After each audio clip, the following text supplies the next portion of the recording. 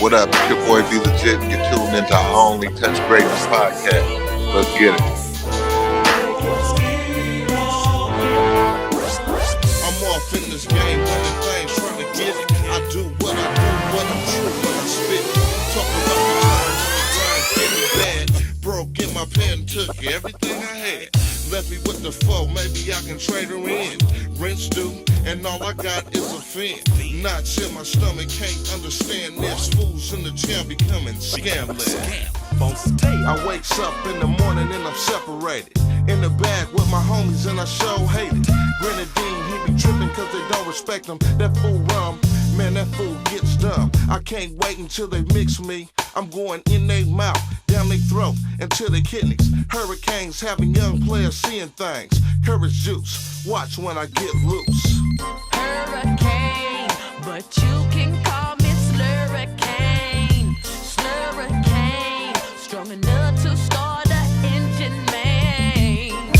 House on the hill, waking up in the clouds. Went to sleep with a model, waking with a smile. Hopped in the shower, gon' be about an hour. I got it all, respect, money, and the power. Got a call from my dog in the institution. I send him pictures and some money through the Western Union. I live fast and one day I know I'm gon' crash. And every day I live that motherfucker like my last. Contemplating on the past, rag riches. Can't forget about the man and the bad bitches. Blame it on the drought back in 88. The reason why I'm straight to this very day.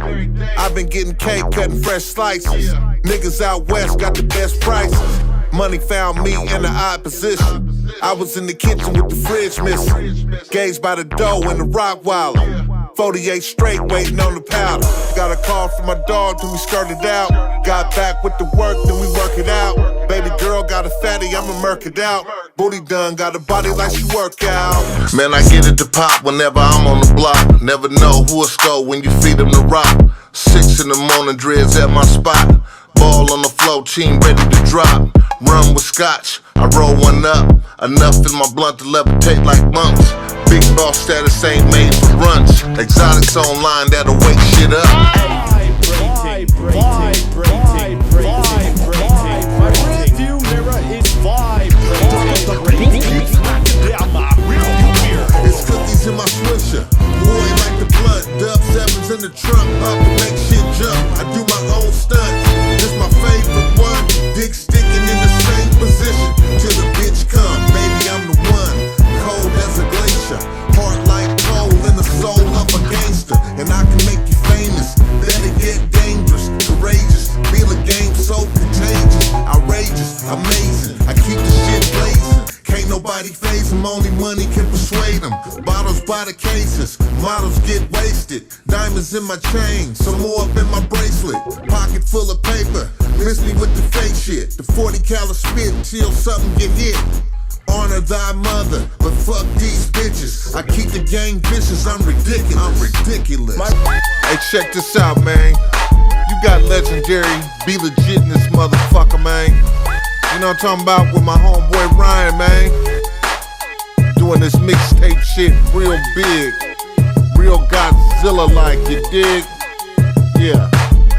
The best DJ in the mixtape business, man. DJ in the Northwest, man. Yeah. Hayes Entertainment, bitch. Block Movement, bitch.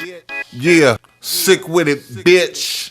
I'm Ryan up here in Vancouver, Canada. I know you've been to Vancouver and you got a lot of friends in common. We got to touch on that in a moment. From Vallejo, California, when did you first get into music and who were your early influences?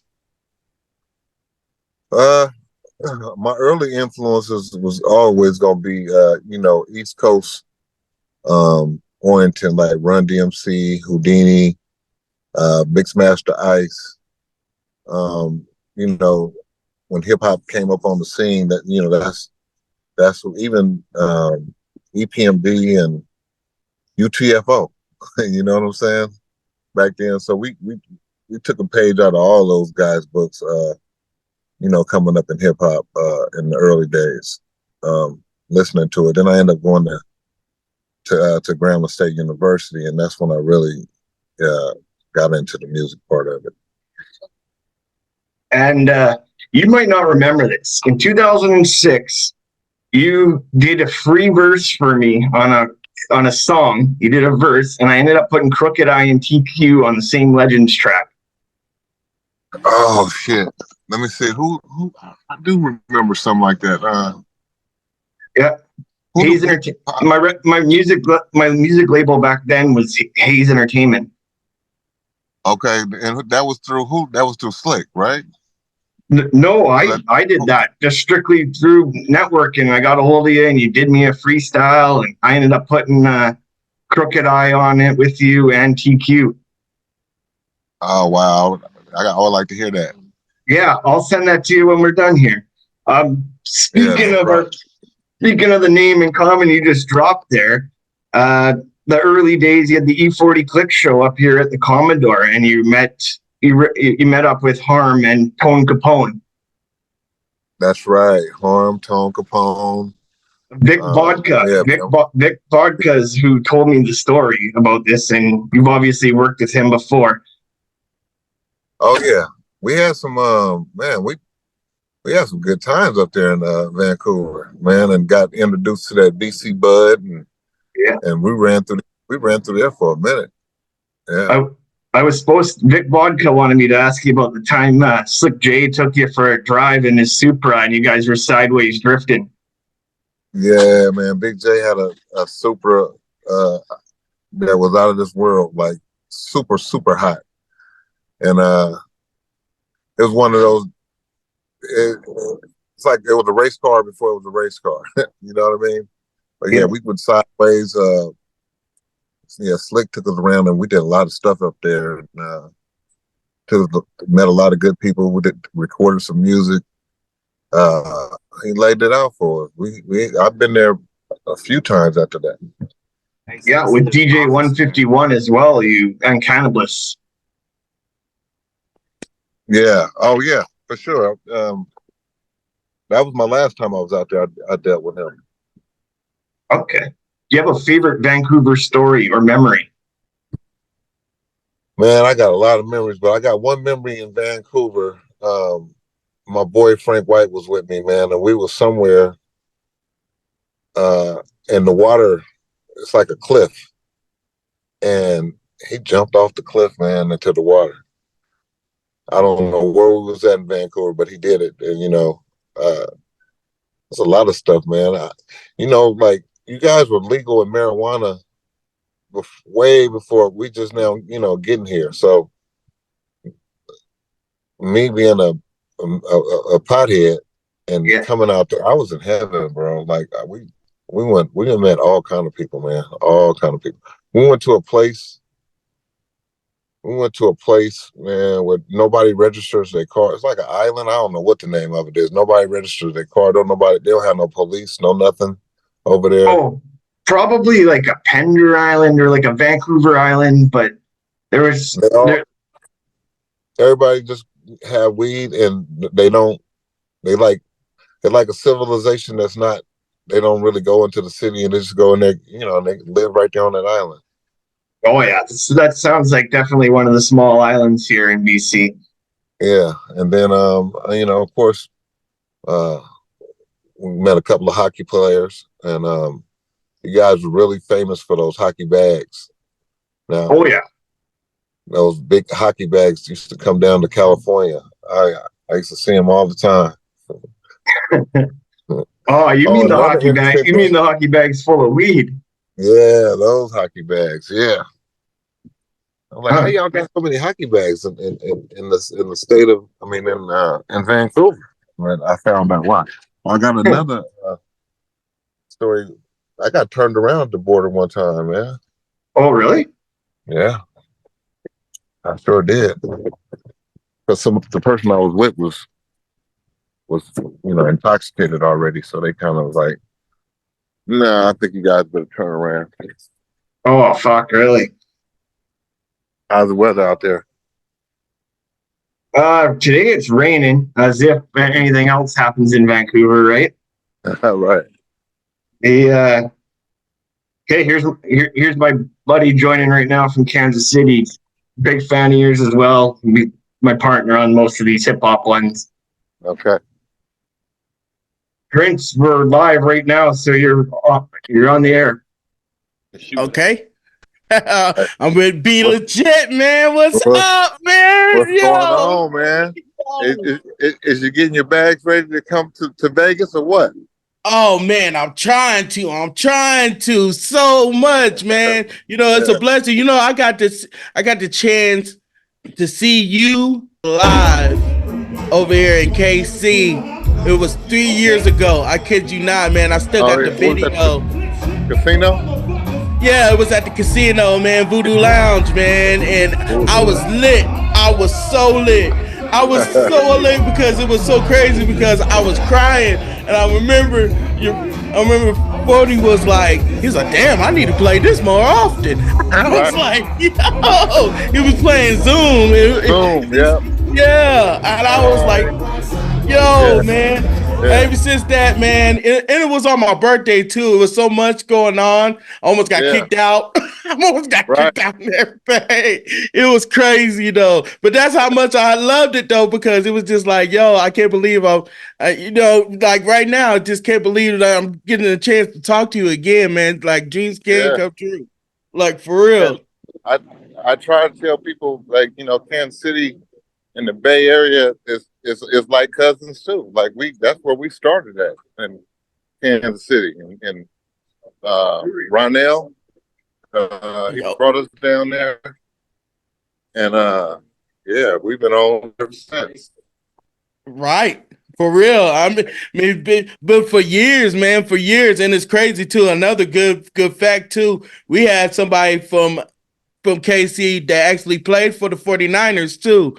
Linville Elliott, you know. He was a running back. One of the running backs did not too long ago. Yep. Number 28, I forgot his name. Mitchell? But yeah, no. Yeah. Yeah, so we get to play y'all again. You know, y'all. I went to Miami, and when we went to the Super Bowl with y'all, and we lost, so we're looking to get back. On that note, you were just at the 49ers game the other day. That building was rocking. So are you heading to Vegas too? Definitely heading to Vegas. I mean, you know, with two cities like San Francisco and Kansas City in the Super Bowl, I mean it's like the best of both worlds, and on the West Coast. So you know, not only gonna indulge in the Super Bowl, but all the festivities. You know, I'll probably be performing at a couple of spots. Okay, perfect. Yeah, another friend in common also. He makes music videos in the Bay Area. Hatch 86. He who does the videos for 40 and Too Short all the time.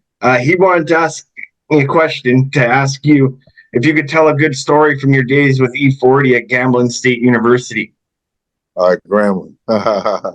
Well, you know, at Grambling, man, we made up the alma mater, right? When we got there in the spring talent show of 1987, we performed it. This is where we kind of like got our recognition and star power from. But but what we did was me, him, and a friend of mine called Waldo Bensworth. We went and got the history of the school, you know, how everything started, who was all the good attributes of the school, and we made a song about it.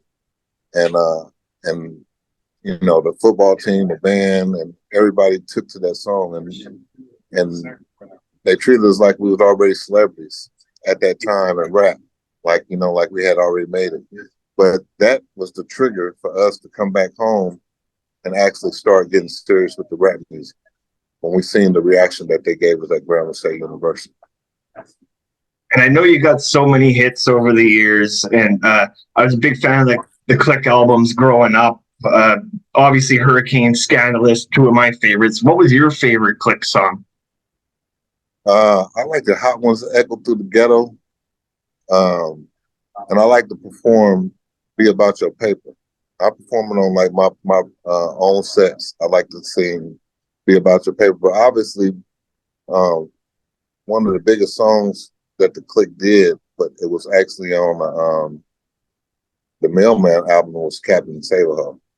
Oh yes. Yeah, so you get like that was like a super classic for us during the '90s era. Yeah, we had a lot of good music with the Click. I was about to say, "Be About Your Paper" is like one of my favorite off that album. Yeah, Be About Your Paper. Yes, you can't really beat it. You know what I'm saying?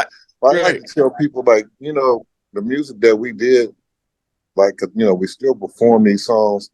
Like I dropped a new album last year or whatever case, but when I perform or when 40 perform, they don't want to hear none of that. They want to hear 1990, all the old classics. Like, they'll listen to we'll listen to your new stuff when we get home, but when you perform, we want to perform all the old hits. That's it. That's because everybody's drinking. They're enjoying all the good old days. Yeah, they're taking it back to their childhood. Yeah. Right. I mean, it does. It does take you back to your childhood. Just seeing y'all perform, like it hit me so hard because even when y'all performed Sideways, I was like, "Yo, this is actually." It just took me back to when I was in my cousin's car, listening to that album, like in a major way. Like, yeah, we performed that song with them. Like we performed stuff like off the Bout It soundtrack that we did, and Kansas City, they know anything that the Click did to Kansas City would know it. You know what I'm saying? We don't have to be choicy about. That's why 40 said, "Oh, I'm about to sing that song more often," because he performing anywhere else, they might be like, "What's that?" But Kansas City, they was singing it, waving their hands back and forth. It was a good time. It's a good time in there. Yeah. Right. And I always wanted to get to this, man, because this is just an honor. Like the album cover, Down and Dirty, you know what I'm saying? Y'all's first album. Like, Down and just Dirty. tell us a little bit, like the oranges with that, like album cover, because it's just y'all three, you know what I'm saying? Y'all four, you know what I'm saying? There. So you gotta understand, like at that point in time in history, this is our first album, and the content of the album and what we live in and the life that we live in is what it is. You know what I mean? It's like, so we bring out that was my colors on that front of that cover. The Carlos Rossi bottle, the 40 bottle. And then you fast forward to this day and then you're like, oh man, wow, we was drinking Carlos Rossi and 40 wanted to see if they would sponsor him to him having this great big black liquor company, black-owned liquor company. You know what I'm saying? It all went from that Carlos Rossi bottle, Carlos Rossi bottle to where he is now. That's crazy. No kidding. The ain't hard to find. I got to ask you about that because, of course, the Tupac session that must have been unreal. When we had Richie Rich on here, he told me that he basically they got the call from Pac, like bring everybody from the Bay. We got to get everybody, and he brought everybody up to come record. Okay. Ain't hard to find. Okay, so basically, from my recollection, I was hanging out in LA at that time, during that time. And so Rich had a condo down there. So we was all down there. What had happened with We Ain't Hard to Find, they did the California Love video, part 2, remix, right? California Love had already came out. They did the California Love remix video, and we all went to the video shoot. And in between, because back in these days, you shot videos for 2 days. Like first day they might have did something out in the desert or whatever. I don't know. Second day, anyway, whatever happened. In between the video shoots, when we came back to LA, they go shoot the video, then they go straight into the studio, straight in the Can-Am Studios, and Tupac got like 2 or 3 rooms going. He got Rick Rock in one room doing something, DJ Quick over at the other studio doing something, and he's just floating around. You know what I mean? And so they were working on a song, and he finished the song so quick. And as soon as he got done with the song, he told Rick Rock to pull up something else. Like, come on, we're gonna get y'all on something. Like, you know. And they came up with "We Ain't Hard to Find." We all just vibed out and knocked the song out. And then after that song was done, they did another song. You know what I mean? Like, it was like working on the clock. Like, I never seen nobody work that fast in my life. The way that Tupac would just kind of like nod his head, write something on, and he's writing these lyrics, so there's not no freestyle. He's writing them on a piece of paper, and it's like, come on, plug me in, and then he'd do his ad-libs and done, and on to the next track. Crazy work. So it was just like, it was just like how he said in the thing, how you get in there, you record, boom, boom, boom, let the people that edit and master it do that on their own time. I'm here to record, kind of thing. Right. With that thing, and I know, back in his early days doing music, and he was saying that, like, he might only have enough money to go do a 4-hour session. So during that, back in those days, he would come up and go to a place and get the beat done, record the lyrics, and mix within that 4 hours. So I guess that work ethic he took along with him, even after he got unlimited studio time and a bigger budget. But working with that small window of time, he gets it all done. So he get a record done in 4 hours. I mean, probably a couple of records, him. Please go ahead, bud. Yeah, I wanted to say this, man, because I always hear. I wanted to just take it back, like this, the jewels and the gems of St. Charles. You know what I'm saying? Oh yeah, y'all's that's my uncle. guy. You know what I'm saying? I talked to him the other night. The jewels of St. Charles is unmatched because, he was ahead of his time. He had actually dealt with the record companies and all that on a gospel level prior to us coming in with the hip hop. So he knew the formula. He knew where to go to get records printed up when they had Rainbow Records in LA. He knew the formula, how to make one sheets and get things to One Stop Records. He had it all. He had the formula already down. So when we got with him and we plugged in the hip hop for him, it made it easier. And we started off, family orientated, and then we eventually went on and did our thing with Jive Records. But prior to Jive Records, Sick With It Records was right across the street from Solar Music. Yeah, so yeah, we did that song, $1 Million Spot. We did another song too, man. We did a couple songs. Studio Tone got them. But, after the demise, we just looked right there. You know what I mean? So yeah, we got some unfinished songs to Tupac, yeah, for sure. Sorry to cut you off there. You're heavy on the cannabis influence too, and you work a lot with Burner. Oh yeah, Burner's like my guy, like my guy. I remember Burner. Shout out to Burner. Yeah, when Burner was 20 years old, he was working at a club as a bartender, but he was always, had the good weed. So we was in San Francisco one night and he was working at the club, but I go to a strip club next door and I'm like, hey bro, bring me, the weed over here. And he tells me, I can't get in. I'm like, what you mean? He was like, I'm not 21. And I'm like, wow, like how are you a bartender at another club, but you get into this one, what I'm saying? So that was one of those strange, funny things. But no, me and Burner, we rocks, man. We've been rocking before the fame, you know what I'm saying? We definitely was tied into the culture together, the marijuana situation. We still can't bring it across the border. We talked about how you our Vancouver story before Prince got here, but you still can't bring it. You still can't bring it across the border, even though it's legal in BC and it's legal in Washington State.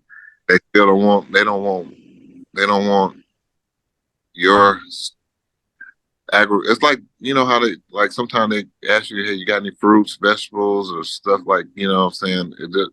I guess they just don't want it. But back then, man, those people that lived on the border was rich, because they would get up and go to work in the morning in the States. And, you know, some of them were carriers. Oh, yeah. I know what you're talking about. Yeah. And I understand the assignment. and those 5 o'clock fishing trips were nice too. Oh yeah, probably Point Roberts. Yeah. Nice and foggy on that water. More serious question. What's one thing that's changed over the years that you would love to see change back in the music industry? Like for them to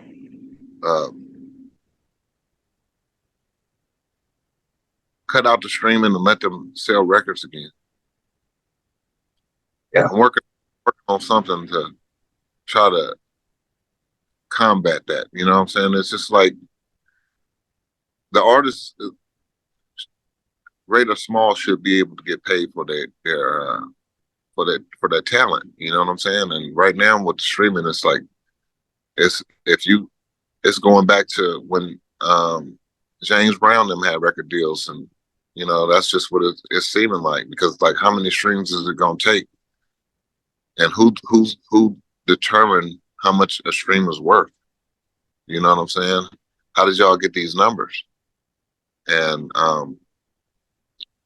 yeah, so I wish it would go back to you know, the streaming wasn't free, but you know, I guess it was all part of that. What was that? What was that thing that they had? Napster. Napster, yeah. LimeWire. Napster. Yeah, Napster, BearShare, and LimeWire. Yeah. Yeah, it was all part of that. That, you know, and yes. And when it was just them doing it, I mean, you know, along with the bootleggers, I mean, that was okay. At least people were still selling CDs and stuff like that. But now, wow, you know, it's tough on the independent, you know, because you relied on the album sales and hustling them in the streets, and you're getting $10 a CD as opposed to like 10 cents a song. Right.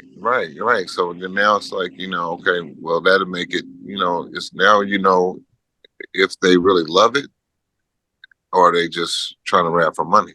Because if you still love it, if it's in your heart and this is what you love to do, you're going to do it regardless, whether you get paid for it or not, because truth be told, you started off doing it for free. You know what I'm saying? Some people use it in different ways now, to use the art form as a form of promotions for whatever product that they're pushing. But it's just many ways to use hip hop. I mean, and everybody still uses it. It's just that the people are not getting paid at this point like they once were. And, you know, this is happening in a lot of entertainment industry, you know. We have the actress was on TV talking about Taraji. She's talking about she wasn't getting paid. She's been doing it over 20 years, and they still giving her, like, she just stepped out the oven contracts. So it's a lot of things in the business that's pretty shady. That's for sure. Yeah, you know what I mean? But I think, you know, when we opened up and we came through in the independent market, like, you still could do independent. You can do a release and just say, like, hey, I'm only selling CDs, you know what I'm saying? And see how that gets you, and see what that works. At least you still be getting your $10. Yeah, that's for sure. I gotta ask. I gotta ask about Sugar T. Like, we love her. She's beautiful. Oh yeah, we love Sugar T. She's beautiful. I met her at Octavius Seagram's brother hip hop awards in Seattle this year. It was actually, and I almost got the chance to meet her on the phone with DJ Pizzo. Oh yeah. Yeah, no, Sugar's great. She's very active uh in a lot of different organizations, you know what I'm saying, and helping single teen moms, and she does a lot of stuff with the community, a lot of different things that she's involved in. But along with her music, um, I've been doing little shows lately where I'm kind of bringing, her and D-Shot with me, of course, and we do a few click songs. And every time she come out and do her part, I mean, the crowd loses. Just like I did at the Hip Hop Awards. Yeah. So at the Hip Hop Awards, I got to meet her, but when I got introduced to her, I was shittered because I'd been drinking all day. So I said to her, I'm like, it's very nice to meet you, but I can't talk business right now. It would look bad. So then the next night, her and her girl, Henny, they were all there together. Henny's a babe, by the way. But they were all there, and she said that she really appreciated me not talking business while I was drunk. Right. Which was pretty cool. Right. And I was supposed to talk to her with DJ Pizzo last year. She was on the phone, and I was like, and I was on Clubhouse. I was over there talking to people on Clubhouse, and the next thing you know, I'm like, DJ Pizzo called me. And shout out to Mr. Octavius, because Mr. Octavius, he's the one that got us linked together, DJ Pizzo. So I'm I'm like, oh shit, I just missed the call from Sugar T. He's like, don't worry, she'll call you. You get a chance to talk to her soon. I'm like, hopefully, because y'all my idols. So you know what I mean? Right. And I told Octavius, I was like, yo, I got to go to the West Coast Hip Hop Awards and support y'all, you know what I'm saying? Because, if it wasn't for y'all's music, man, y'all saved a lot of my family lives from me, including mine, you know what I mean? So. No, I understand. And, one of the things I get a lot is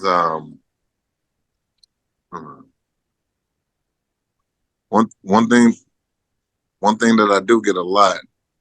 Hold on. You're good. You good? Okay, there I go. Is I go to a show and you'll see somebody in the show afterwards take a picture and like, hey, homie, I did 10 years and such, and your music, it helped me get through it. Like, you know what I'm saying? Or just a lot, like I said, it's been a soundtrack to a lot of people's lives.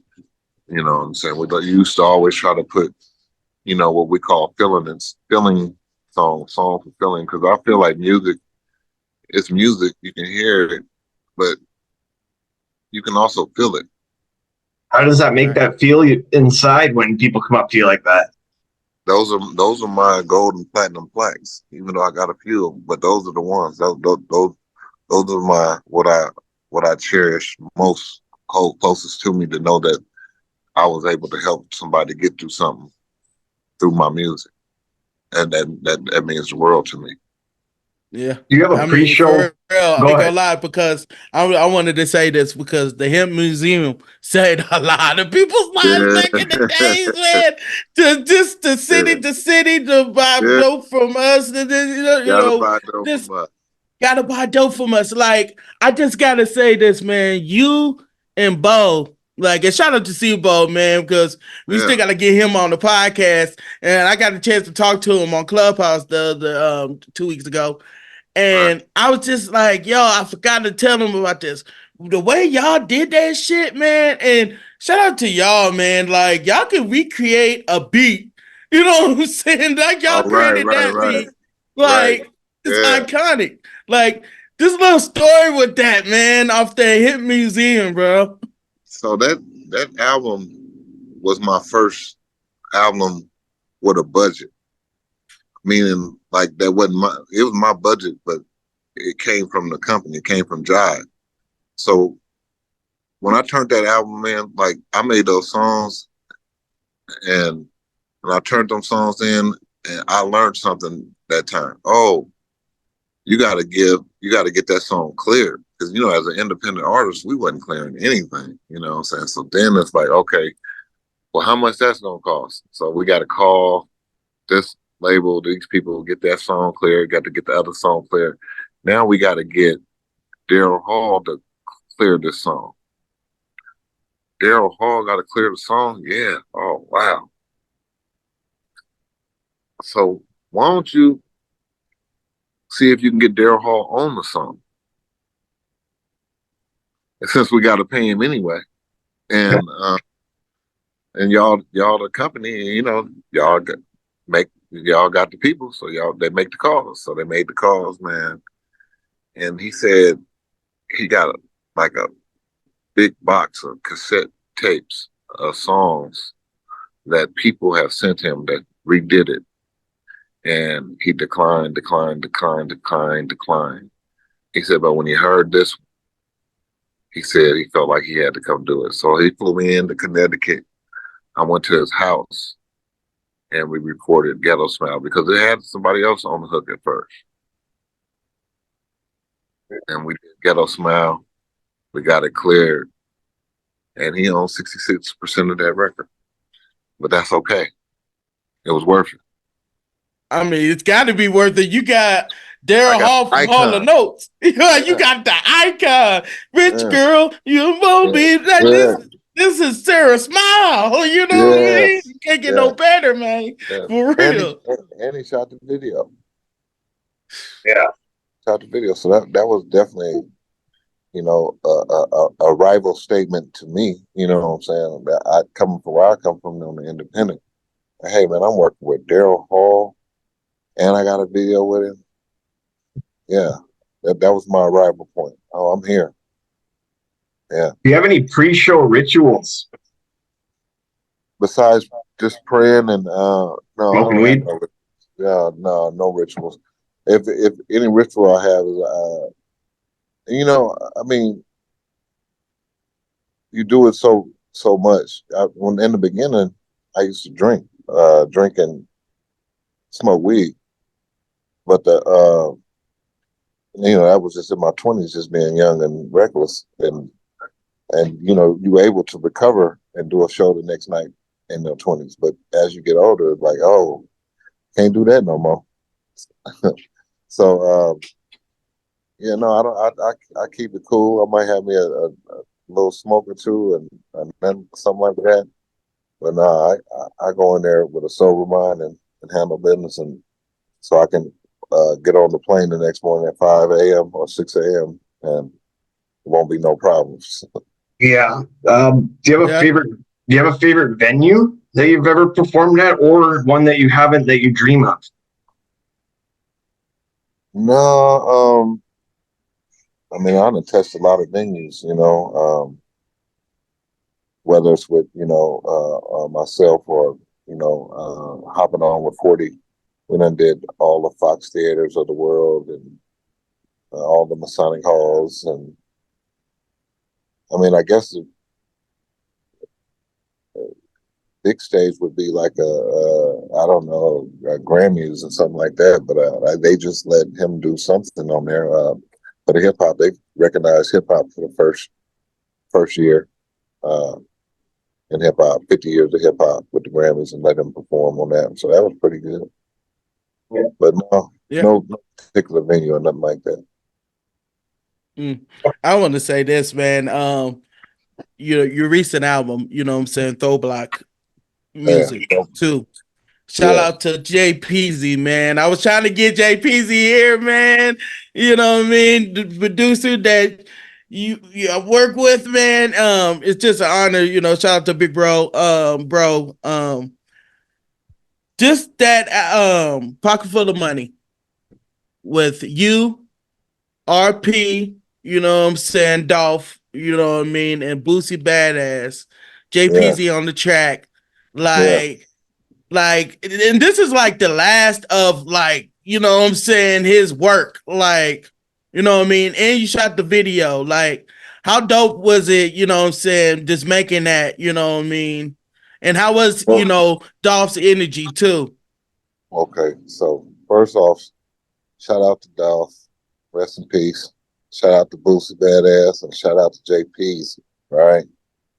Now Jay Peasy has been working with us for years, dropping songs. He did Meet the Dealers that we shot the video to on the collab album that me and Forty did. He's like one of the producers that still hold on to our mob baseline, strong baseline oriented type of thing. He loves it because, you know, he grew up on it too. So yeah, me and Dolph had did this song a while back, and it had another beat on it.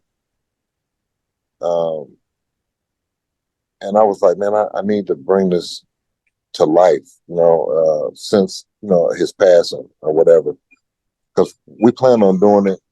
And and actually we did the song, and then I changed the beat. They had Peasy go in there and remix the beat, and Peasy came up with that one, and it was on. I sent it to Dolph. Dolph was like, hell yeah. He said, that's hard. Let's shoot the video. So me and Peasy actually went to LA, started shooting some of the video at one of the parties. He got pictures of him at the party with Dolph and everything. Started shooting the video, and then Dolph had to end up going somewhere else or whatever the case he did. But then he got killed with all the footage. So we had to recreate the video with just like cell phone footage and stuff like that. And but it came out dope, man. We put Boosie on there, and Boosie and Dolph had never been on the song before either. So I was kind of like able to bring that to light. And yeah, it came out dope, man. It came out dope. It came I out know. dope. Yeah. I know, just, you know, just hear him say, like, OG, like, be legit, you know what I'm saying? Got the, you know what I'm saying? Like, just hearing see, that, he keeps the game. He keeps on game. Well, the thing is like, you will have some haters be like, oh, he probably bought that verse off of somebody or whatever.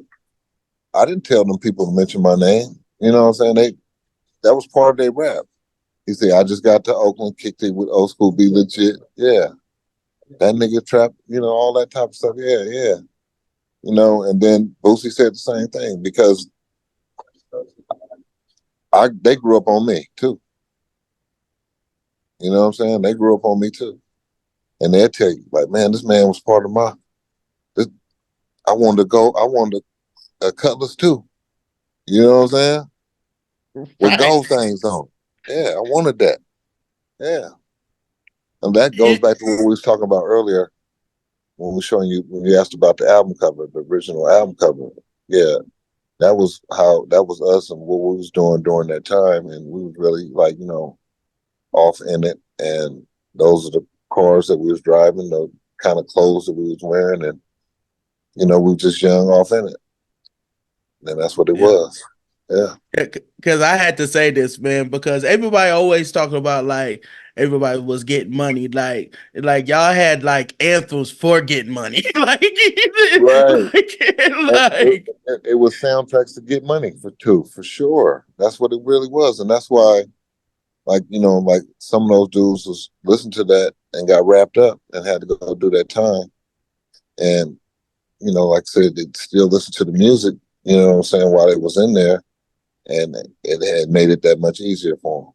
And then, you know, like I say, you know, you was able to help somebody in a way that you didn't know indirectly.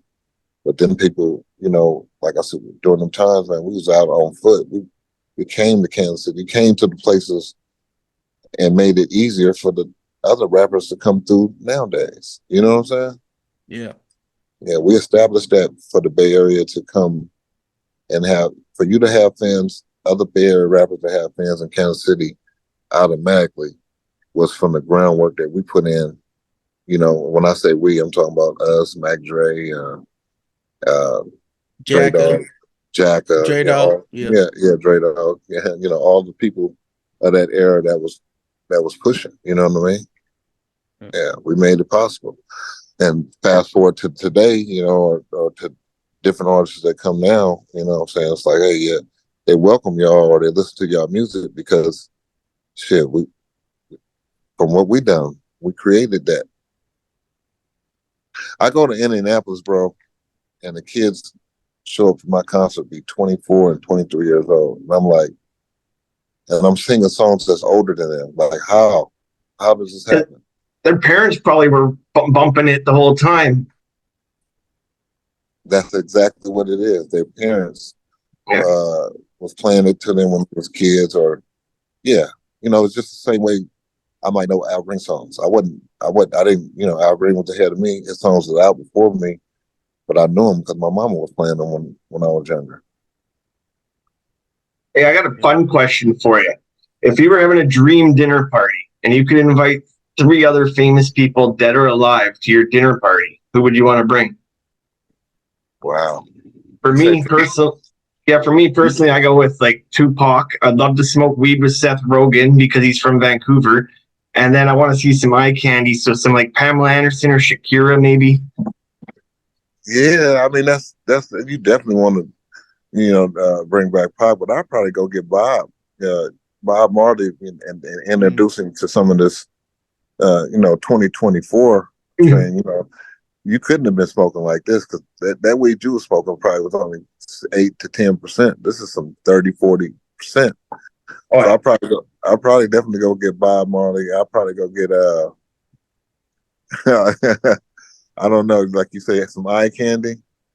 I don't know who I would get for the eye candy, but I don't know, man. I know I'll probably go get some real stoners, man. I'll probably go get Kurt Cobain. Fuck it. Kurt Cobain would be a good one. RP. He was so talented, man. Yeah. And good guy from the Pacific Northwest. Well, he's another guy. Another guy that I talked about that was in love with the art form of it versus the money. You know what I'm saying? If you know his story, but more of the art form of loving music and wanting to play music, but it's going to attract the people that want the money from it. And like I say, if you're doing out of love for music, you do it for free. It's just when a lot of groups and artists, it's just like anything else. When the money get involved, the monetary part get involved, it falls apart. You know what I mean? Everything be good until somebody says, well, I'm more popular. I need more money. I played the drums on here, but nobody knows you played the drums on there, and we can program a drum machine. We don't need you anymore. So this is where the groups break up, and you all start off innocent with a dream, and like you say, you do the stuff for free. You're in the garage jamming, playing guitars and drums, and then you get famous, and thousands of fans want to, buy your music, and then how we gonna split up this money? That becomes a problem and an issue, and a lot of people, fall by the wayside on that part. Oh no, money fucks up everything. Fucks it up. The love of money. Yeah, the love of money fucks up everything. I got a couple more. I was gonna say something, man. Yeah, I had to say this, man. So I had to talk about this, man, because it's always every song that y'all have is go to, like for especially over here. It's going down with Selling Cell remix. Yeah, that was awesome. You rapping Forte, E40, wherever else was down there. But this y'all's verses was just epic. Like just a little story with that. Anything with that. Like, first of all, that we're gonna say shout out to Selling Cell, because I think that album, it's either gold or platinum now. I know. Yeah, it's one of them. It done charted. Yeah. But that song, man, that song was so big, like everywhere. Like, it's going down tonight it goes down. And it kind of reminded me, like, it's the Thuggish Ruggers Bone, when that came out. where you have a singer on there that you can tell that they're a little hood, they're not, but they sound good enough to go on the record, and it just made it a smash. But so that was a big record, man. But yeah, so we had to do a remix, and we had to jump on there. Me, 40, Mac 10, Rampote. Yeah, Yeah. I saw his. Yeah, I remember that. Right. Yeah, I think that's one of your better. I think that's one of your better verses, in my personal opinion. But it's crazy because Bill Clinton was the president. Yeah, that's what the verse said. Bill Clinton, presidential, out the window. Yeah, oh, yeah. and you have live content when you're in it. When you're active and you're young and you're doing stuff, you can go home that night and write about what you just did, and that's a song. You don't even have to get creative. You just writing. You just doing a journal. You know what I mean? What happened? Oh, this is what happened. That's a song. Let's get in the studio.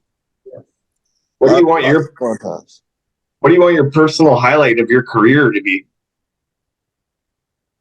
That part is coming. Perfect. Good answer. Yeah, that part is coming.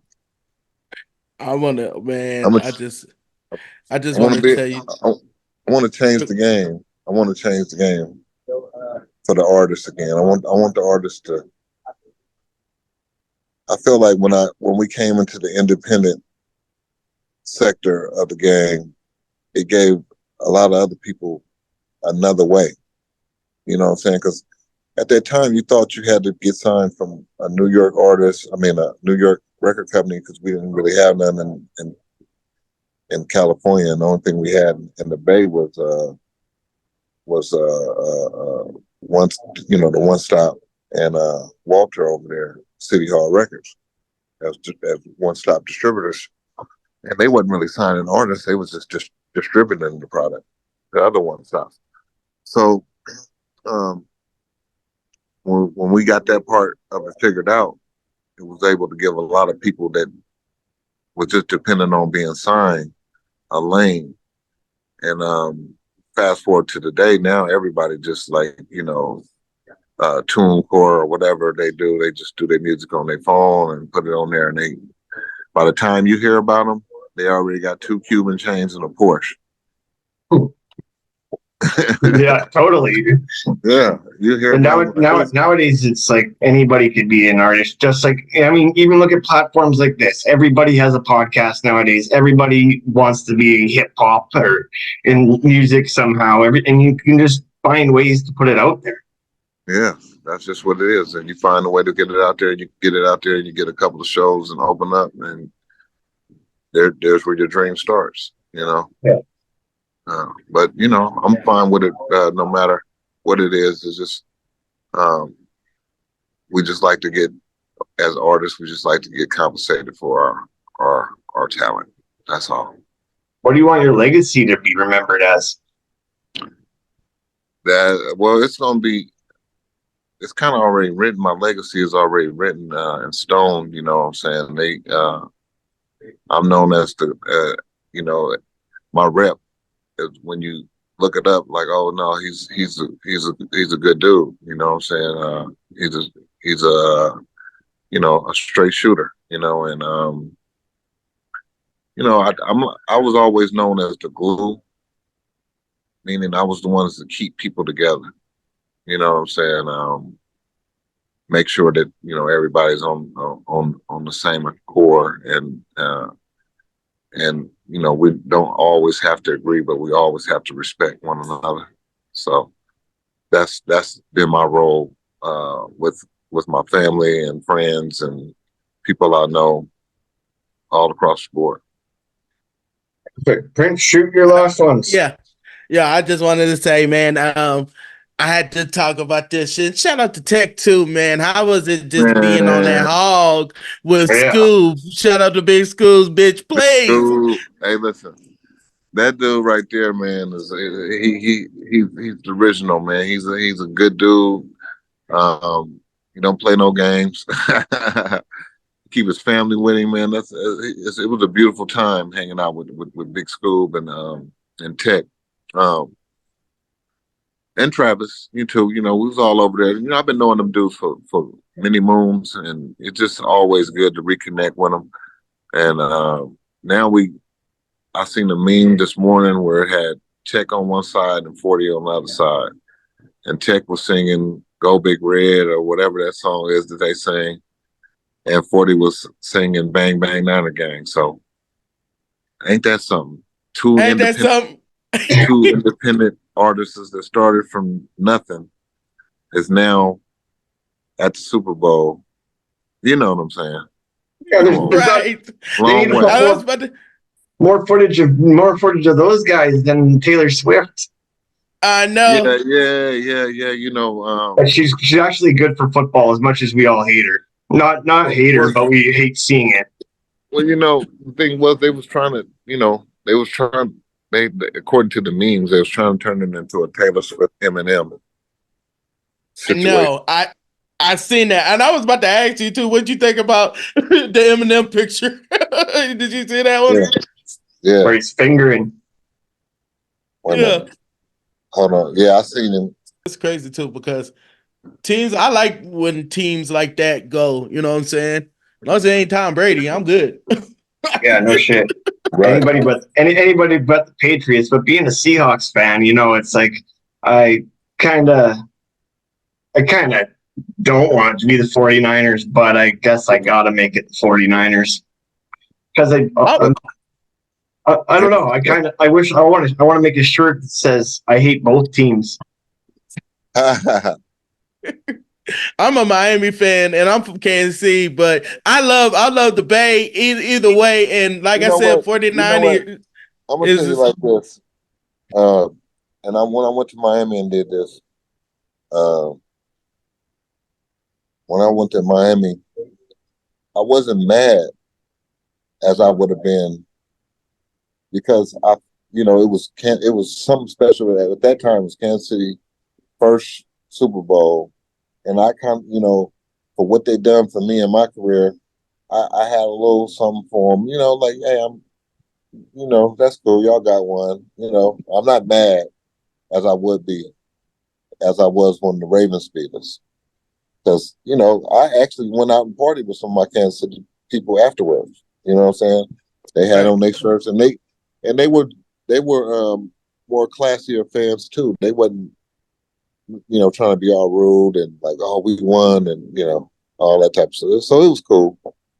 I didn't want to do Detroit like that. I mean, 'cause I like Detroit too because of the relationship. I got sisters and all that, and they hadn't been there in a while. But me first, I want to go. Me is 49ers. So, at the end of the day, yeah, we're gonna be enemies, and then when the clock run out, we back friends. Do you have any cool memorabilia being around all the teams and stuff over the years? And have you collected anything or like any cool memorabilia?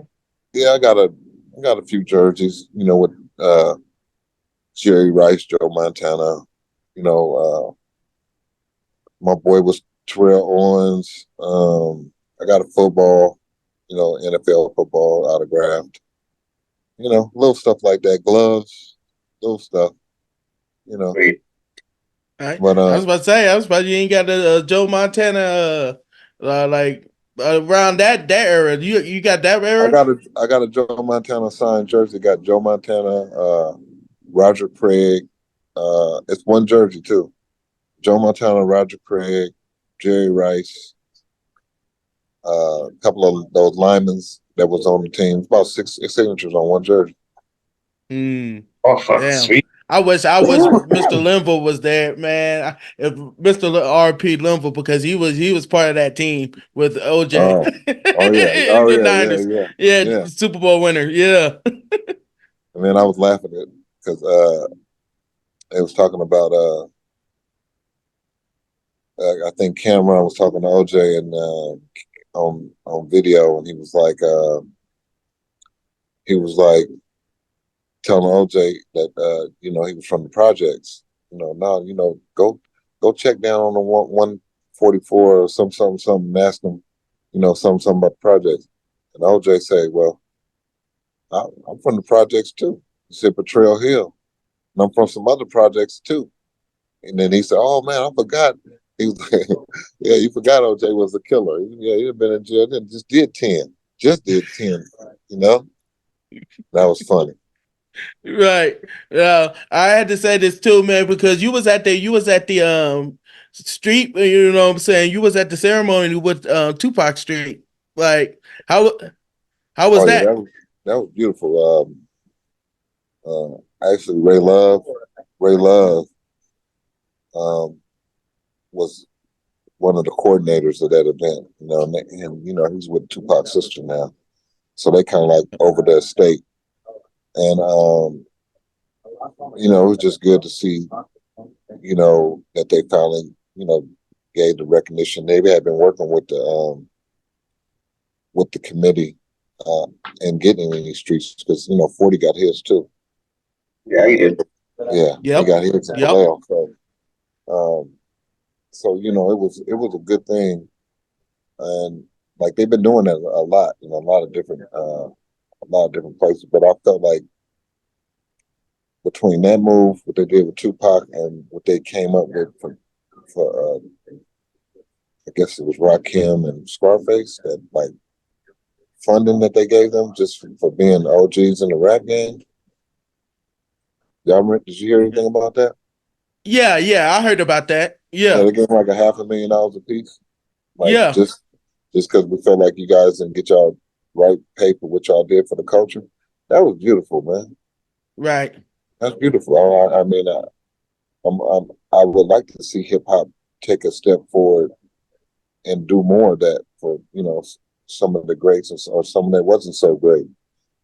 Being that you know other organizations like NBA and NFL, you know we the only one without a retirement and benefits and stuff like Yeah, that. like a Mm, pension or something. Yeah, like yeah, some I think that's what I think is that what Snoop and 50's doing right now. It's something like that, I'm thinking that they was yeah. saying. I It just need to heard it on the news.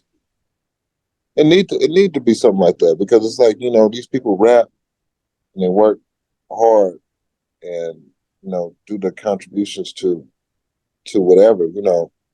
Uh, it cracks me up because you take the smallest rapper that has probably like 30,000 followers or something like that,